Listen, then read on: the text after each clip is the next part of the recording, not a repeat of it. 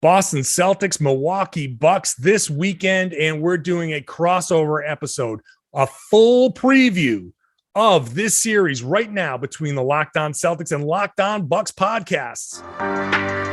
Be ever ready. Recognize the city of champs. Boston, baby, we do what you can't. Locked on number 18, Tatum and Brown, J-team, step back. We gon' wet that and slay teams. Of course, the Celtics, who else could it be? Screaming like KG with the Larry O.B. Karalis above average, assessing the team status. Best daily pod, no cap, salary matching. Clutch like Bird the DJ, keep John on replay. Prime time, dapping up the truth on the sideline. Raining J's, how it started, raising banners, how we finished. Locked on Celtics pod, home of the winners. B. Thank you for making Locked On Celtics your first listen every day. Also, part of your daily routine. We're here for you Monday through Friday. This week, a special Saturday podcast coming up as well. Al Horford one-on-one, bonus podcast, Al Horford one-on-one. That's going to be part of tomorrow's podcast. So I will put that up tomorrow. So you have a little something extra this week. Al Horford talking about coming back to Boston, all of that stuff. It's a good conversation. So that's coming up tomorrow. Today, we're doing a crossover episode with Kane Pitman of Locked On Bucks. I'm John Karalis. I cover the Celtics for Boston Sports Journal. I've written a book called The Boston Celtics All-Time All-Stars. You can get that on my website, johnkaralis.com. $30 gets you a personalized signed copy. I was also one of the media voters for the Celtics 75th anniversary team. Subscribe wherever you get this podcast. It's free, available, like I said, daily generally, but bonus podcasts all week. It's on YouTube. We're crossed that 5,500 subscriber mark. So thank you very much for that. One quick note, and I mentioned this at the beginning of the conversation here with Kane Pitman, but Jaylen Brown, he is expected to play, but there is some development here with his hamstring. He experienced the tightness. They're managing it this week. And Ime Udoka said that Jaylen is expected to play, but he has to pass we have to see how it responds to a couple of things this week. So I'm saying this to you on Thursday. Game one is Sunday afternoon. The team is off on Friday. So I assume he's going to get some treatment and stuff like that. And then they practice on Saturday. We'll see how that goes.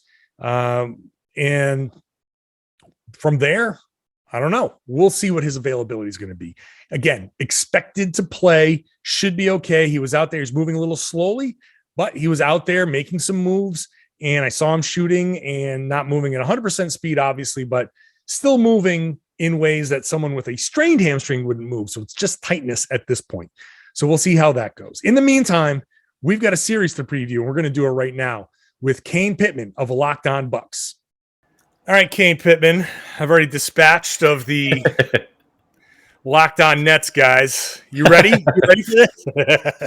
Well, listen, we have history with dispatching the boys from Locked On Nets. We did it 12 months ago last year as well. So I feel like we're coming together, understanding the feeling. I feel like I want to do like a little pinky handshake kind of thing. That's right. This is going to be fun, man. Let me just start with this. This is going to be fun. I joked about that, but I think Celtics and Bucks has the potential to be a very good, long series. However, I think we just need to get out up front the injury situation, because what we have here is, as far as on the day that we're recording this, the possibility of Khris Middleton being out for the entire series, and kind of sort of a concern on the Boston side that Jaylen Brown he's expected to play. He's expected to be there for game one. However, there's a little bit of it's not 100% sure that he's going to play because he's got that hamstring tightness, which has been a recurring thing for him over the course of his career. So let me just throw it out to you first. What impact are these injuries going to have on this series? Well, for the Bucks, it's significant. And when you talk about a series that I think if everyone was healthy, I totally agree with you. I think it has potential to be one of those series where a lot of people will look back and say, okay, well, these were the two best teams in the conference. Whoever won this series moved through. Now, there's a lot of water to go under the bridge before that is the case. But you're talking about two teams that can be elite defensively. And for the Bucks, the loss of Khris Middleton, where it's really going to hurt them. I don't think it hurts them too much defensively, actually. I think they've got the guys that can cover that. But where it's going to be a real struggle, I think, is on the offensive end. Because if you do look at the Milwaukee team and you look at the way that they can score, and I think they'll still be able to put points up. But if it turns into a half-court game, it's late in the fourth quarter. Go back to the run last year. Khris Middleton was the guy that can get his own shot, would hit all the big shots, was insane in last year's championship run. So for the Bucks, the big concern is who's going to create their own shot? When things get difficult, who's going to bail them out? Who's going to be that guy, which we know you need in the postseason. Now, I would say the challenge going up against Boston is they've got two guys that can do that with Tatum and Brown. Now, if, as you say, if Brown is limited, then maybe it evens the playing field a little bit. But certainly with no Middleton, I think it's a major advantage to the Celtics. I think it's hard to deny that. Yeah, I mean, obviously, I'm having seen what Khris Middleton does. That's right. To the Boston Celtics, especially over the course of my life and his career. I would say that Celtics fans are very happy that no one roots for an injury, but Khris Middleton missing the series is not unwelcome news for Celtics fans. And unfortunate that this would be the case, but here we are. And I'm not so sure. I think Jaylen's going to be okay. But if they said, oh, it's a quad or oh, it's a calf, I'd feel better about this. The fact that they said it's his hamstring, it's like, oh no, the hamstring again. That's something that you can't mess around with. And I'm really questioning whether they push him a little bit? Do they put a wrap on it? Do they do something to try to make sure that he's okay and it's flexible? Whatever they need to do to make it not actually pull. Do they do that and send him out there, or do they say, all right, look, they don't have Middleton. We're going to take this one extra day or a couple extra. I really don't know what route they go with that. I feel like, though, you don't want to give up the advantage, and hopefully his hamstring is fine. The problem with this, though, is you can go out there and say, okay, it's fine, go to their game one and it's okay. And if there's a cumulative effect, okay, maybe you can get by the Bucks, but then all of a sudden, if you don't have Jaylen Brown, and if the Celtics do get by the Bucks, then you're basically saying, well, you might not get by the next round or win a championship or whatever. So there's going to be some level of caution there. I'm very curious to see where the Celtics land on that. But without Khris Middleton, assuming that Jaylen Brown is fully healthy, then I think that might be enough to tip the series in Boston's favor. I mean, I don't want to get into predictions just yet because we still have to figure out how these teams are going to play each other. Let me ask you this: what, if anything, did you see? Did you see anything in that first round from Boston that makes you think, this is going to be harder than I thought? Well, I think that, again, it comes back to how I look at how the Bucks are going to attack offensively now. So I think that the problem for Milwaukee is going to be, again, shot creation, because you're talking about a Celtics team that is willing to switch as much as any team in the league, which if you don't have guys that can break down defenders one-on-one, if you don't have guys that can create good looks, and you're running all sorts of stuff, and the Celtics is like, okay, well, we don't really care. We're happy to have Marcus Smart on Giannis. We're happy to have Al Horford on Giannis. We're happy to have Jaylen Brown, Jayson Tatum, whoever it is in any pick-and-roll scenario. Then I can see that the Bucks could get potentially bogged down in this series. And that is ultimately why I think the Celtics are a major threat in this series, and is why ultimately I think that they're the favorites in this series heading in with most outside pundits. I guess the interesting thing from my point of view that I would ask you, and this is something I brought up on our show yesterday, because I think that a lot of people away from watching the Celtics day in, day out and being inside it have taken a long time to catch on to the fact that the Celtics are really damn good. And I think that's fair enough. We watched this team for a while, and it's like, okay, yeah, well, we know the core of the Celtics. They're around a 500 team. And then slowly but surely they did it to the point where I think it's 30 out of 36 games or whatever they've won. So at what point did you think that this team was legit, and why are they legit now, and what has changed? Because I do think they are a team that has snuck up on a lot of people, including probably many of our listeners at Locked On Bucks. Sure. Yeah. This is, not to tout the, to tout the power of the network. This is why we have the local host, right? Because I think this Celtics team is a tough team. When I was talking to the guys at Locked On Nets, I think one of the things that fueled their optimism against the Celtics were numbers like, oh, look at their numbers in the clutch, and their crunch time numbers are really bad. And you look at some of those things, and if you're not paying attention, like up close day to day, looking at the trends, you'd say, yeah, the Celtics are a bad crunch time team. And then the Celtics go into Brooklyn and win all four games go into crunch time. They close all four of them out. So what changed? There were three kind of things that were working somewhat simultaneously. Number one, you go back to early January, that loss against the New York Knicks where RJ Barrett hits a game-winning shot at the buzzer, and the Celtics had a 20-point lead in the fourth quarter, and they blew that game, and it was just another one. It was another one in the pile, but that was like the last straw. And I think part one of this three-part thing is they understood at that moment, if we're doing things our way in the players, isolating down the stretch, instead of listening to the coach, we're going to be like, hey, I'm Jayson Tatum. Hey, I'm Jaylen Brown. I can go against these double teams. I'm supposed to be the guy that's closing out these games. And they just kept banging their head against the wall, turning the ball over late, running terrible offense late, collapsing. That was the point where they were like, okay, we're going to try it coach's way.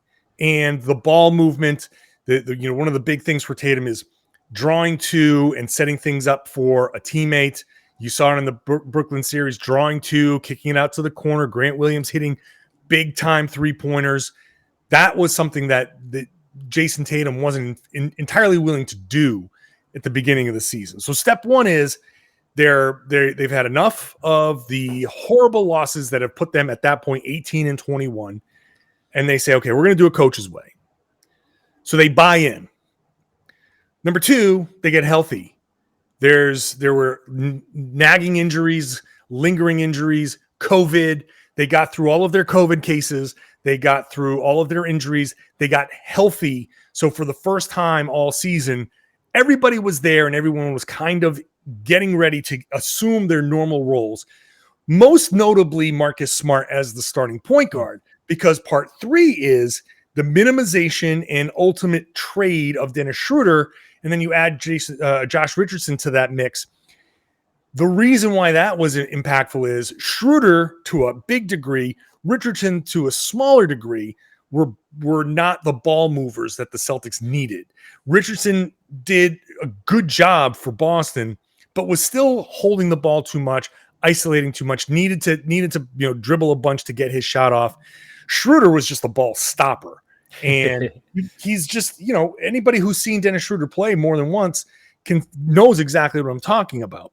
The walking the dog up the floor and, letting the defense get set.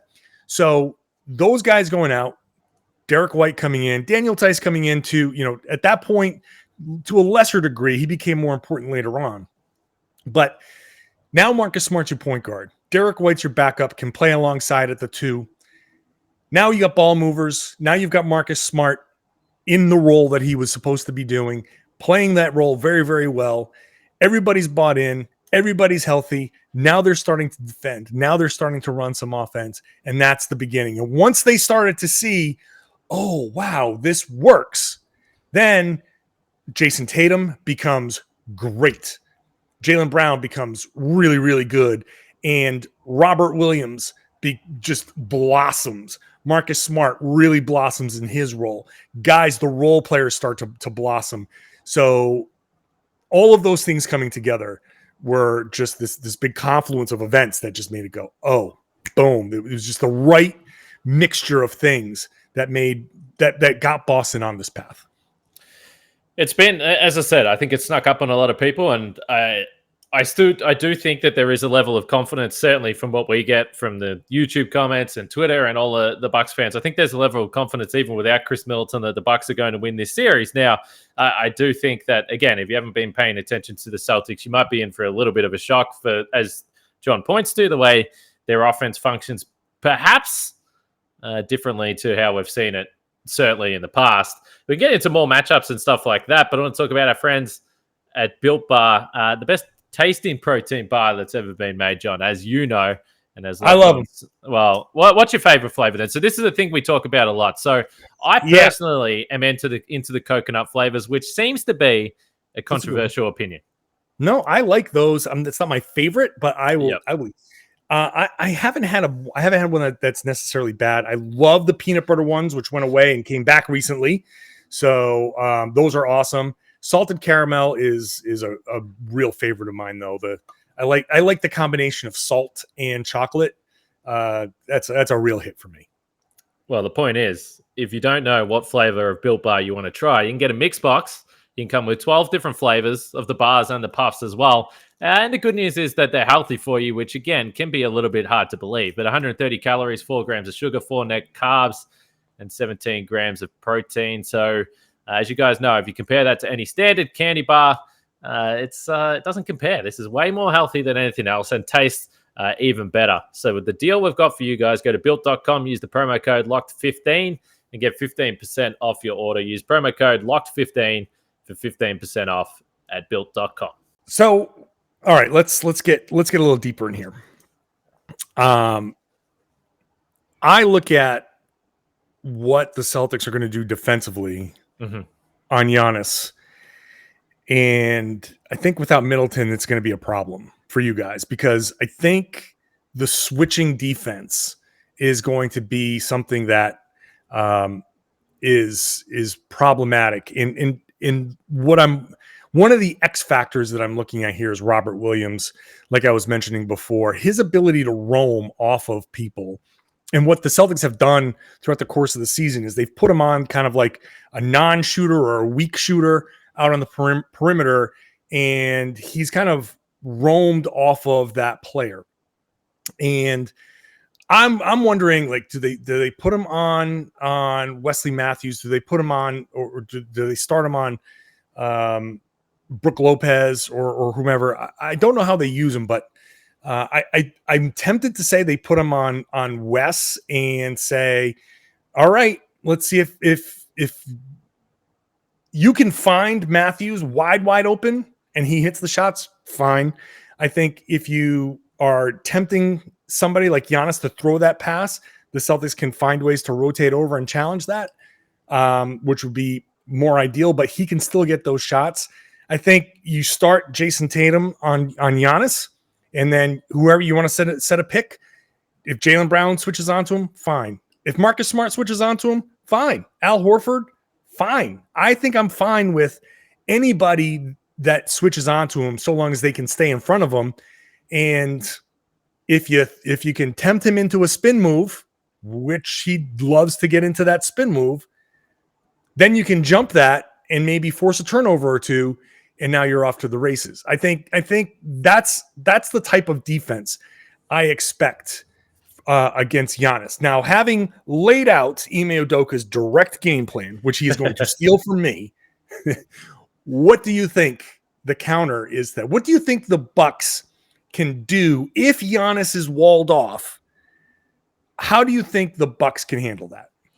Yeah, so I think there's a couple things that they'll need to do, and Giannis specifically will need to do. And we kind of saw a little bit, honestly, in the first couple of games of this series against Chicago, where ultimately the Bucks started hitting threes. So first of all, if those role players you speak of, whether it's Wesley Matthews, Grayson Allen, Pat Connaughton, all these guys, if they're not hitting threes, it's going to be very, very difficult for the Bucks to do anything. But ultimately, if Giannis is patient, and sometimes it takes him, as it does with the Milwaukee Bucks, who have historically under Mike Budenholzer been an absolutely awful game one team. If it typically takes the Bucks a little while to work their way into the series. But what we've seen is Giannis, he starts to say, okay, what am I seeing here? Okay, how do I need to be patient? How can I impact games? So when you talk about the passes and trying to read where he's going to pass the ball, he's become so much better than he was. Even last time the Bucks played the Celtics in the postseason at passing, finding the right guys, being patient, not always going to the spin move, being aware of the fact that Marcus Smart is going to be there if you go to the spin move, and he's going to try and take a charge on you and get you off the floor. So he has become more aware of those types of things. I think the other thing that'll be important with the Bucks offense, because I do think, and I've changed my mind over the last couple of days. I thought originally that the Bucks would not stay with a bigger lineup with Portis, Lopez, and Giannis, but I'm kind of thinking that they will. And the reason why I'm thinking that they'll stick with that lineup is because they have, over the last 2 seasons, gotten a lot better, including with Giannis, at using the guy in the dunker spot. And I think that they're going to have to make sure that they engage, whether it's Robert Williams, whether it's Al Horford, with Bobby Portis, or maybe even more importantly, Brook Lopez standing there in the dunker spot and ensuring that all the focus can't be in the paint on Giannis. Then they can put eyes in other directions, and then they can find those shooters on the outside. And the other point is Drew Holiday is going to have to make some shots. Let's be honest. He's going to have to average 25 points per game in this series. He's a streaky offensive player. He's been great in the regular season, but even last year in the postseason run, he was streaky in the playoffs shooting the ball. He's going to have to average 25 points. It's kind of a simple formula for the Bucks, but Drew Holiday has to be great. And they have to find a way to maximize Brook Lopez, not in your traditional sense of posting him up, but in terms of finding him for lobs, finding him roll into the basket, using him in that dunker spot. I think they're just going to have to engage guys that way. Yeah, I feel like if you have Brook in the dunker spot, I'm trying to play this whole thing out in my head where guys would be positioned, because if it's Drew, Giannis, Brook, you'd have Matthews and Portis. That would be the lineup. Yep. So how do you space in that? Do you go empty corner and have Portis and Matthews on the opposite side, and you just tempt maybe you just don't have the help on one side, and hopefully that, I would say you don't have help on that side that Giannis is driving. You hope the big steps up and there's nobody to go down. But then at that point, you're trusting the Celtics would be trusting their weak side defense to handle any sort of skip pass. And Robert Williams would just be kind of like laying there on the opposite block, just far enough away. And then as soon as Giannis rises up, if he's not getting to the rim, boom, you go to Brook. And if that pass is going to Brook and he's going to go up, you're going to see Rob come out from the other side and block that shot. That's what I would think the counter would be. And that's why Robert Williams is such an X factor, because if he's just kind of lurking, he's going to play defense like Giannis plays defense a lot. Mm-hmm. He's just going to be like, if he's lurking and you're not really aware of him, then he has the potential to come out of nowhere and block some of these shots. And if he blocks a shot there, then that thing's going the other way, and the Celtics are going to get some easy points in transition. I think points are going to be a premium in this series, and it's going to be that rule, the first team to 100 wins, because I don't know that you get to 100 points in every game this series. No, well, particularly not in game one. I already mentioned to you, I think this is with a noon game, with extended break, really for both teams, but particularly the Celtics. It has all the hallmarks of an ugly game one. And I've already said, if there's one thing you can almost guarantee with the Milwaukee Bucks, they are not hitting shots in game one. They are going to be awful in game one. Everyone already understands that that's going to be the case. You've mentioned Robert Williams a bit. We're assuming that he's obviously going to come in and start. The interesting thing about the Celtics, when you go back to that series, obviously Tice was starting and he was playing big minutes, but you're basically down to 8 guys. Depending on if Tice plays, I guess he's the 9th guy. I guess we'll see what happens there. Is there anything that would make you think that there would be any change to the Celtics lineup with a guy like Derek White, or you think it suits them with Giannis to start with Al Horford and Robert Williams? I think that's going to be the plan. I think you go, because that lineup has been just tremendous. The net rating of that starting 5 has been off the charts.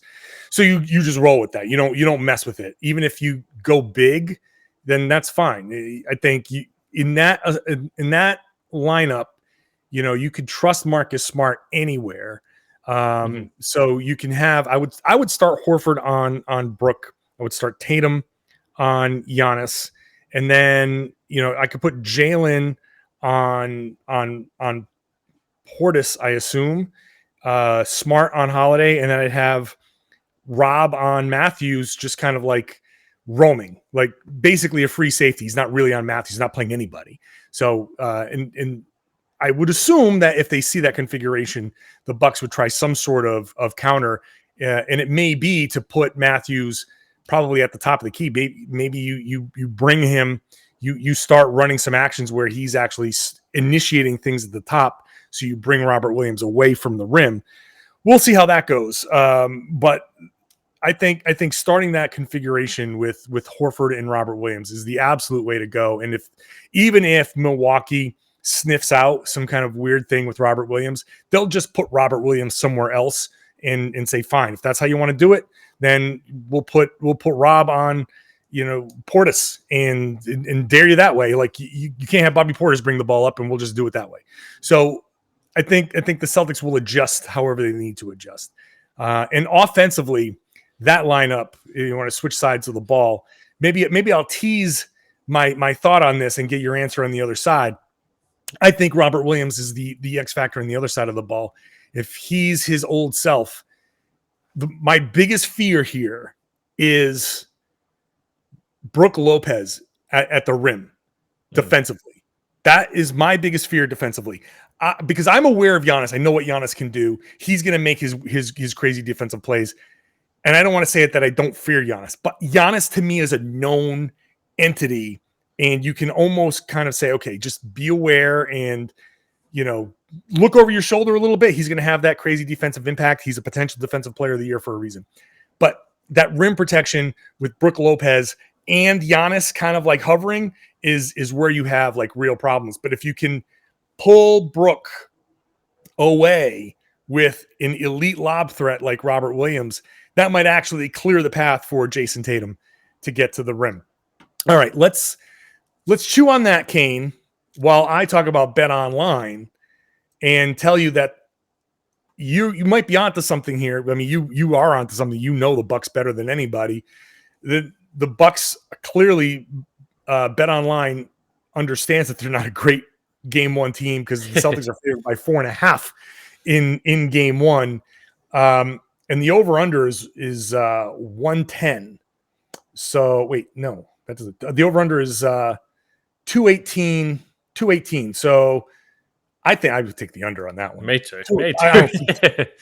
If that's really right, the over-under is 218 and oh my God, on a Sunday afternoon, hammer the under on that at BetOnline.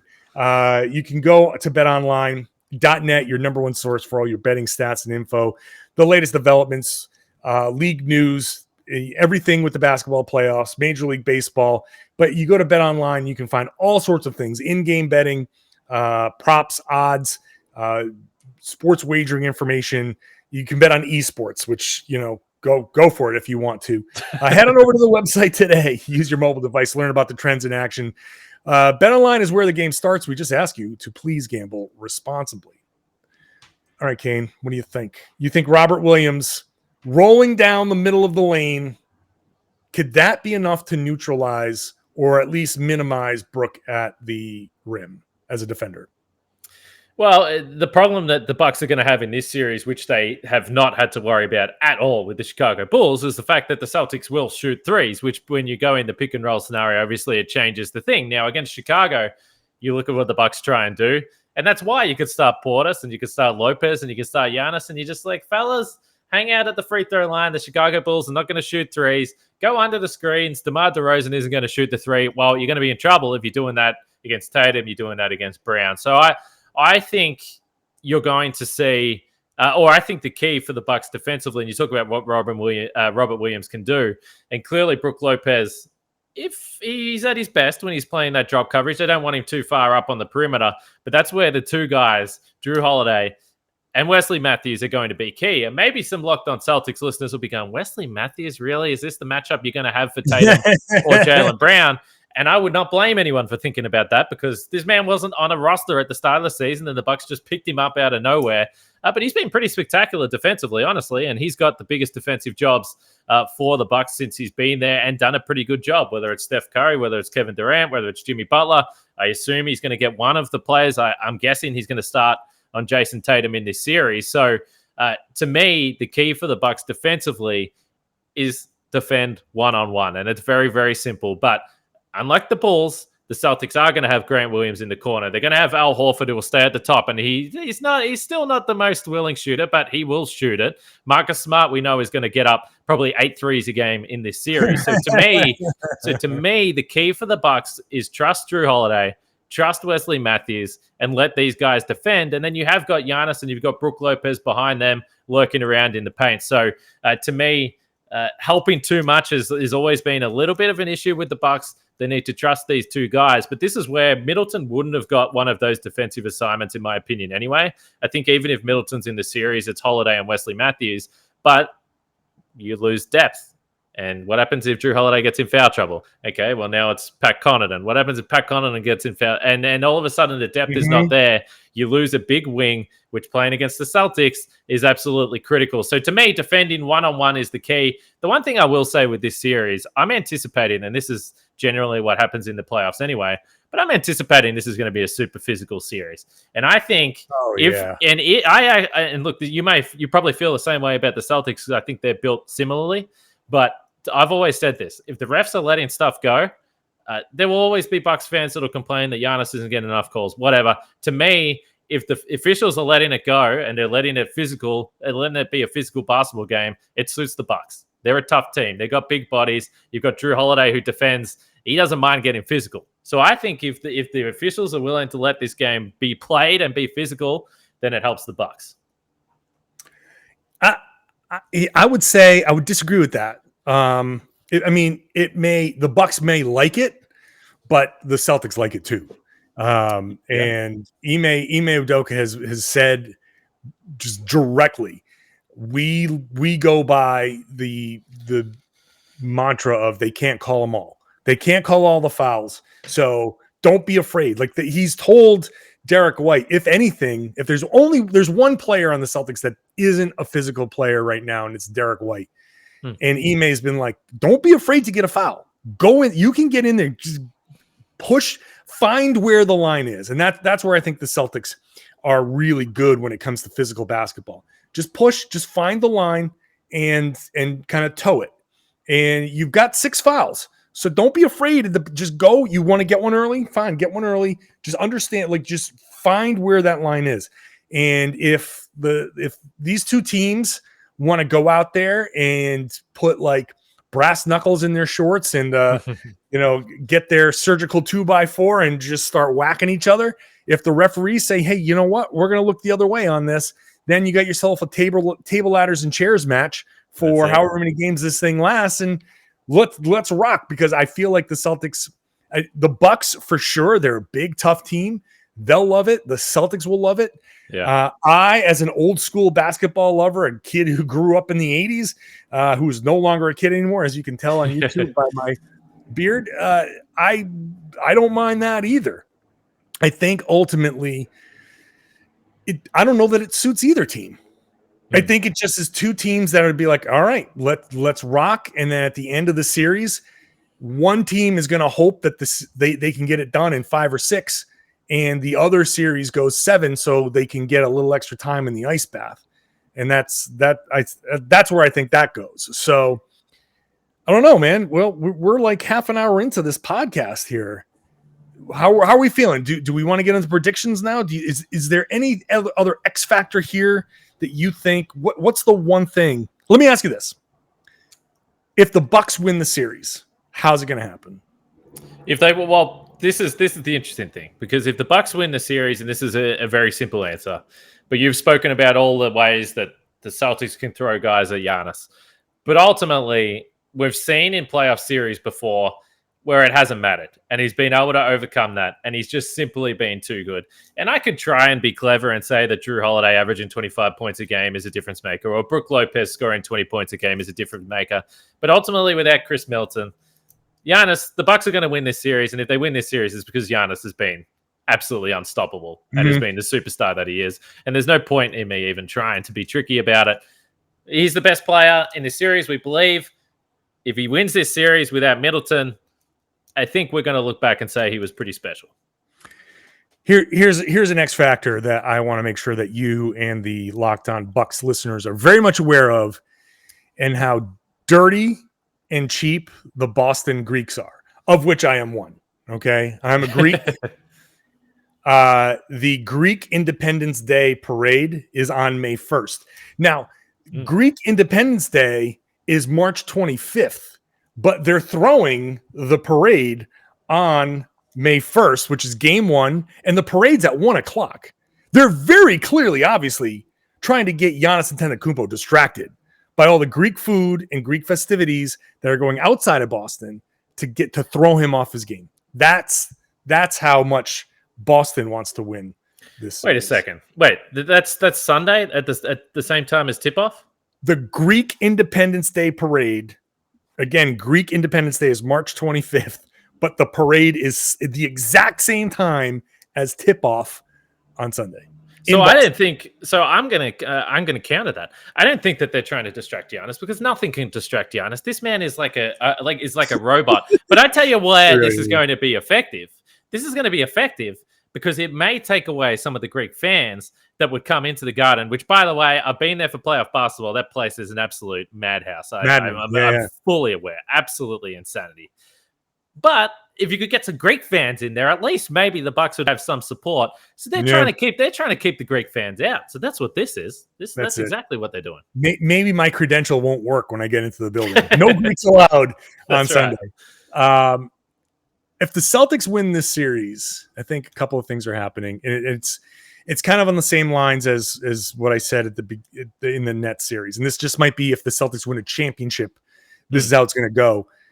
Jayson Tatum with the 7+ assists, and he averaged 7.5 or something like that in the series against against Brooklyn. If he does it against Milwaukee, I think the thing that changes it a little bit against the Bucks is where those assists go. And I should rescind that, because a lot of his assists went to the corners. It's going to be the corner three. It's going to be the 3-pointers that Milwaukee gives up. And if Grant Williams is shooting 40-something%, 50%, if Derek White can start hitting a couple of these, but more so if the Celtics can start, and I outlined this on my podcast yesterday, but the Spurs hammer play, the hammer screen where the pick and rolls on one side and you screen for a guy to get open in the corner on the other side. I feel like we're going to see a lot of those types of plays from the Celtics. And it's going to be Tatum getting his way into the middle. You're going to run that with Robert Williams, and you're going to suck everybody in because Rob has that gravity, that vertical spacing, and that's going to allow for guys on the weak side to get picked off, and for those passes to either go baseline or over the top, and for the Celtics to get some clean looks from three. If Tatum is assisting on those corner threes and those are starting to fall, then forget it. And if Tatum is also getting those assists to rob those corner threes, if in the beauty of like just that one play, if the team overreacts and says, no, we're going to sell out to that corner, we know it's going there, Tatum can adjust and just be like, no, this is going to Rob, this is going to be a lob, or I'm going to lay it in. So it really, the triple threat of that is going to be the real thing. If the Celtics are executing plays like that and Tatum is reading and making the right play and dropping dimes, then I think the Celtics are going to win this series. I came in thinking Celtics in 7.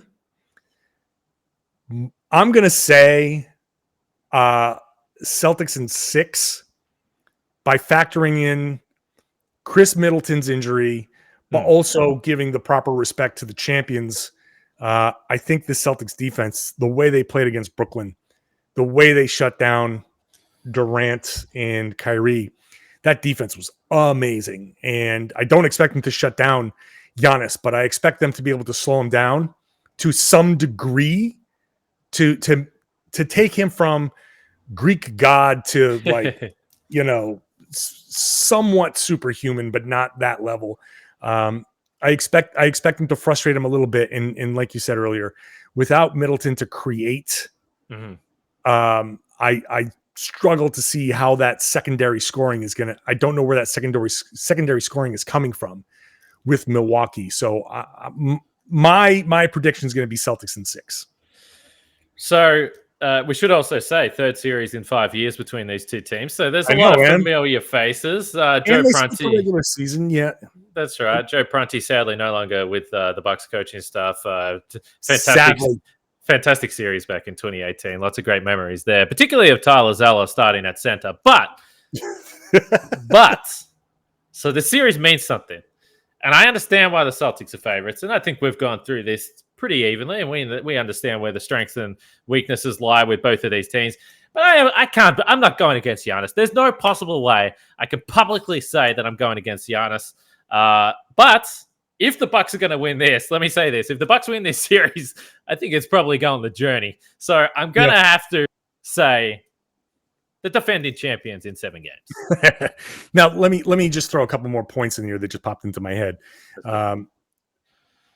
The Ben Sullivan coming in and, former Bucks assistant, he's going to have the dossier, right? He's going to have a little bit of the dossier on these guys.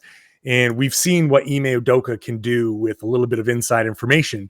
Also, Ime Udoka was the defensive game planner for a series last year that the Bucks almost lost if it wasn't for Kevin Durant standing on that line. So I think from a coaching perspective, the Celtics do have some advantages, some inside information. Now, what good does that do? I don't know. The other thing, and I want to ask you about this before we go. Do you think Milwaukee's going to regret having lost intentionally so they could face Chicago and give up home court in this? They could have won that last game, and they could have faced Brooklyn, which would have been tougher than Chicago, but we saw how Brooklyn went out. You would have had home court. You're saying this would have to go to the journey to I love the Australian way of saying that. That was actually pretty cool. But by doing that, they're going to have to win a game 7 in Boston and not at Fiserv. And I think that's a big deal. Yeah. I think if you just said it black and white, would you prefer to have game 7 in your house? I think you obviously would. I do think that that's I've found it a little bit amusing. I do think it is one of the more humorous narratives of the playoffs so far, with the Celtics now bravely saying that they are the most courageous of NBA teams of all time, willing to play any team, like there wasn't some incentive for them to ensure that they didn't potentially slip to another seed. And we remember a week before that when they played the Bucks, they didn't play some of their star players. Why didn't they play their players? People say it was a back-to-back. Well, the Bucks were playing their 4th game in 5 nights to end of the regular season. And it's one of those situations where you can't possibly win. Luka Doncic hurts his calf that night, and everyone's like, why is Luka Doncic playing in this game that means nothing? The Bucks do this, and all of a sudden they're scared. The Bucks have no reason to be scared. They didn't have home court in the finals. They didn't have home court against Brooklyn last year, and it didn't worry them. So I push back on the courageous Celtics willing to take on everyone. The track team that's the basketball team, not the track team, because we're not running for everybody. Yes, humorous stuff from the Boston Celtics. Let's be clear. My counterpoint to you is well, we shall see. And by the way, one thing I will say that, like I said, the Bucks are like 1-7 in game 1s. They're not winning game 1. Why do you want to instantly give up home court? Ease your way into the series. By the time game 3 rolls around, the Bucks are starting to click. All right. Well, we'll see. And we've got a big 3-day gap in between games 1 and 2, which is just wild. I think that benefits Boston just a tick because of Al Horford. And he's so important, but he's also 35. He's going to turn 36 in June. So he's an old 35. But he's been playing great. And so we'll see what happens. But in that 3 days off, I would say you and I have to reconvene and see how you're going to handle the Bucks being down 2-0. Well, it's a comfortable space. Down 2-0 against Brooklyn, down 2-0 against Phoenix. You think we're worried? You think we would be worried? No chance. I love it. I love it. All right. Well, that's fun. For those of you who are Milwaukee Bucks fans listening and you want to hate listen Locked On Celtics, please do that. For those Celtics fans who want to get all of the insights and analysis from the local expert, Kane Pitman, please follow Kane at Kane Pitman on Twitter and listen to Locked On Bucks. It's a lot of fun doing these crossovers. Thanks to Kane. Thanks to me, I guess, since I'm the one who's talking.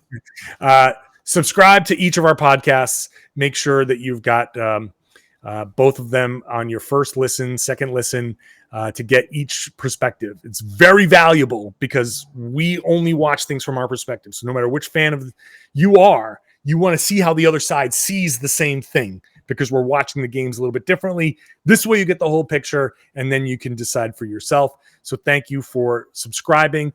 Check the shows out on YouTube. Check the show on YouTube. It's going to be a fun series. So subscribe. If you are a subscriber, share the podcasts, both of them. Tell your friends. Tell everybody they should be listening to and watching Locked On Celtics, Locked On Bucks right here on the Locked On Podcast Network.